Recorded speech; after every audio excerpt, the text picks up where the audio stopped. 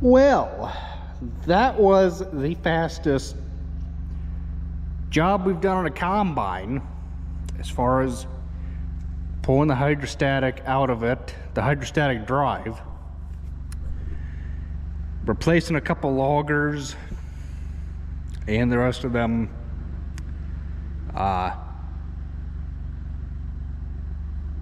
slats in the feeder house. What we're going to do now is we're going to get this 7800 ready for corn planter. Okay, I haven't revealed to you guys what corn planter we got, but it's one of them newfangled planters. It's much more, oh, what would you say, sophisticated, technologically advanced piece of equipment than the John Deere 7200 6-row we had.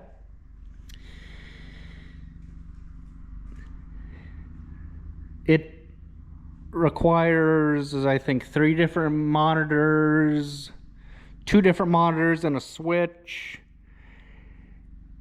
2, 3, no, that's for the round baler.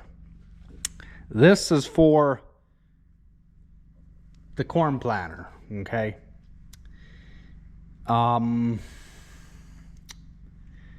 Why it needs 2 7 or are those 14 pin? This might be 7 pin. Of the connectors, I have not a clue, but it is what it is. And in order to make that corn planter plant corn, you apparently can't do it without plugging from the corn planter into these here, or else you're not going to get no corn planted, supposedly.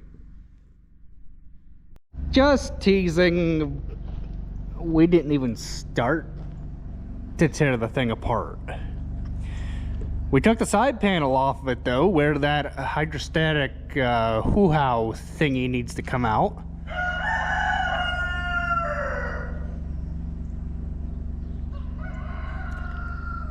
I believe it's that guy right there.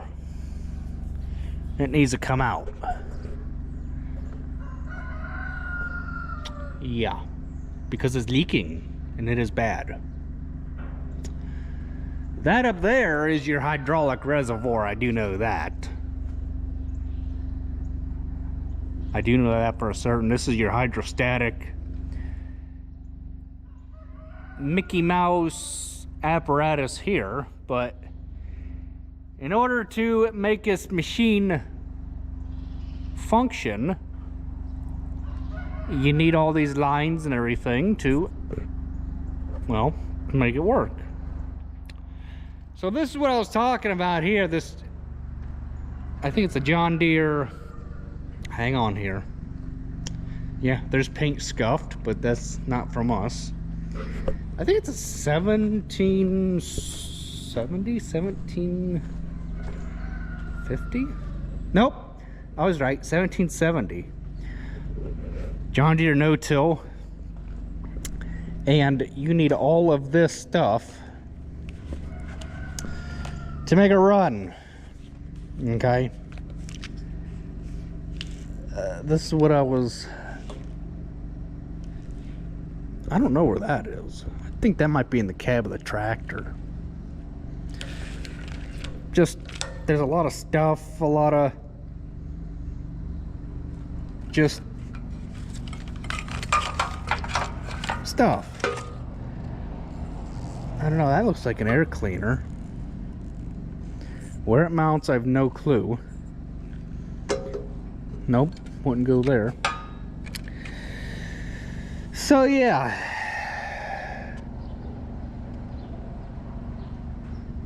Why did we need 2 pins or 2 connectors on that if we only have one of these? These are for lights, I do know that. Them are hydraulics.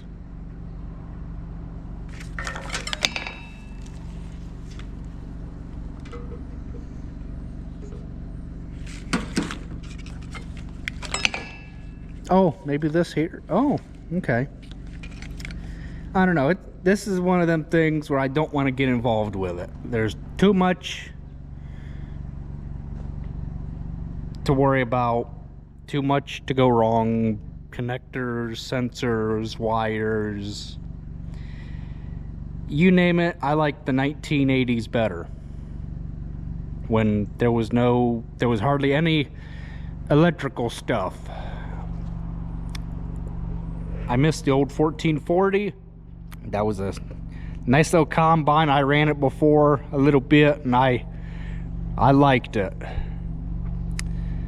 I planted corn with the 7200 John Deere planter, little 6-row we had. That was when it was still in the 4020. That was before we converted one of the liquid fertilizer tanks to 28%. So then the 7200 took over planting corn. Then the 6120 took over planting corn for a little whirl. Now the 7800 is going to take over planting corn. Yeah.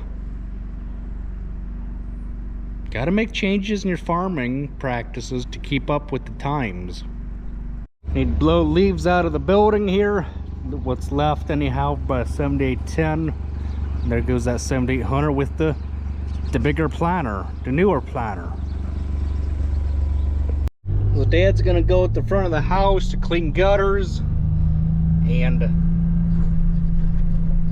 I got other things I can do. Well, so it's in the shop, and I'd hate to say that we're not going to be able to unfold it in a here, because, well, there's just no hoo-ha way that you're going to be able to unfold it. You're going to hit everything in the shop, and you're going to make the shop 20 foot wide on each side, plus some. Now, with the way that this shop is, I don't remember how long it is or wide, but we had a CH7, was a 713 or 613 semi tractor hooked to a 24-foot quad axle dump trailer, and I kid you guys not, the front of the tractor would literally the bumper on the semi-tractor would literally touch, I think it was that here, or it would literally touch us here. And on the back, we could not get around the back end of that trailer, or if we did have it in here, we had to pick the door up to get around the other side of the trailer, because it barely fit in here. Now, we're starting to reincarnate that a little bit. We're not going to be able to unfold this thing in here. There's just no hoo-ha way that we're going to be able to do that. We would be hitting everything and making more shop space, and we don't really need to be doing that. Seeing as how when we built the other shop over there, I believe it is 40 foot wide this way by, I think, 80 foot long. It's long enough that we can pull the grain head cart through the pull-through doors, bring the combine in the back door, put the head on the combine, pull the cart out, do what we need to do to the head, and have about, I think, 5, 8 so foot on each side of the head to get around it before we have to start moving things. But that's the reason why we built that big shop, was because we knew down the road we would be getting a 30-foot head, and you cannot put the grain head on the combine in this shop. There's just no hoo-ha way it's going to happen. Now, unless you back the combine in, if you back the combine in, you would still be able to put the head on out in the driveway, but you would still not be able to get the machine in the shop without taking the head off. You would have to let the head set out in the drive, and what's the point of having a shop if you can't work on your combine and the grain head in closed doors? So I was just looking this planter over, and there's a lot more space to get in between here than that little tiny 6-row toy we used to have.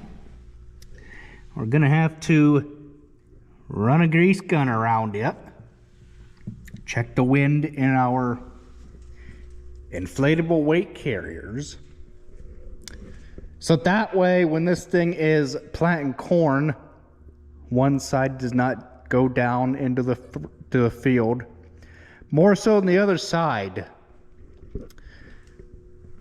They didn't even bother to wash the thing. Before we took it, the dealer took it on a trade, but you know, it's not their responsibility to wash things. I don't know what's gonna get pinched, tore, broken, cut. I don't know. It's just one of them things where we've never had a planter like this, so we don't know what's gonna get pinched, tore, cut,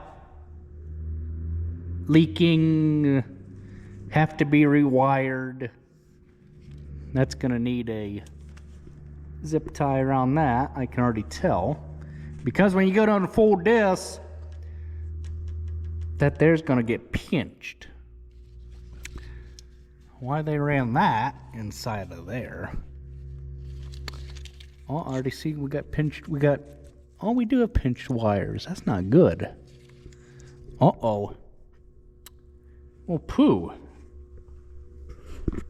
That's why it's really important to look this stuff over. Like I said, I have no knowledge of this particular planter, but it's just basically the same thing as that 6-row that we had, other than you're adding 6 more rows to it to make it a 12-row. So yeah, this is what I was talking about earlier. This doohickey here, how we had to add this bracket here to come out here to support this, to plug all this giblet stuff in here to make the thing work. This, I have no clue where that goes. We're gonna have to figure that out at a later rate. But, I mean, everything seems to be hooked up, I guess. What's that one? Oh, you know what? That's probably a drain. Yeah, that's what that is. That's a drain. Okay. So, I believe that's 20%. That tank. Yeah, I'm kinda. Oh, you know what? We had to lower the hitch down to get them markers to fit underneath the door, because this shop was built for equipment. That was pre-2015 when things started getting big, or was it pre-2000? Because we were still farming with that 1440 International and a 1086 International before we got bigger. I think it'll work. It's just going to take it's just going to take 100 acres to get used to it. And then you'll be done planting corn for the whole year. Just as soon as you get used to it. Oh well, we'll figure it out. We need to, as well, we need to narrow this tractor up to 60 inches. I have no idea where we're at right now, but that 8300 is almost set up for the correct wheel spacing that we need to plant corn. Would it be overkill? You bet you. I almost say we ought to just let this thing alone. But too late now, because we already have this here already welded fast. And this is what plugs into that, goes up in the cab, and it makes the planter work.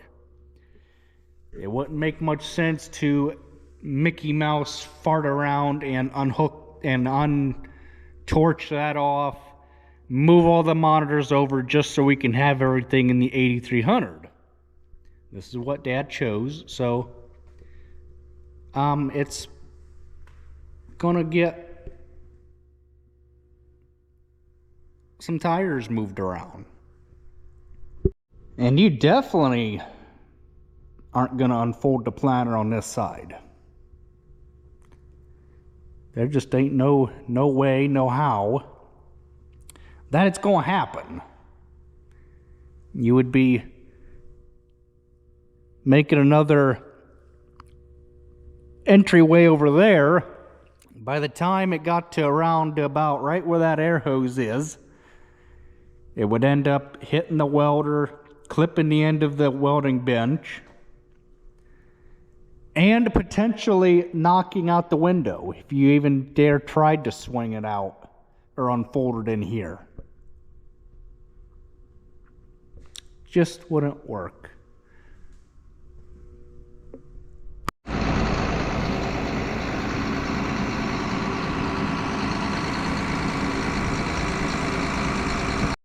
Okay, so we got this thing at 200, taking the rear candles out of the back of the cab. We're gonna put some big boy lights in the back. Although I don't know if I did it right. I might have just taken the housing out, or the lens, and not the actual bulb. It's my first time ever taking candles out of a tractor. Yeah, that one I believe is mucho broken, I think. Like I said, it's my first time taking candles out of a tractor.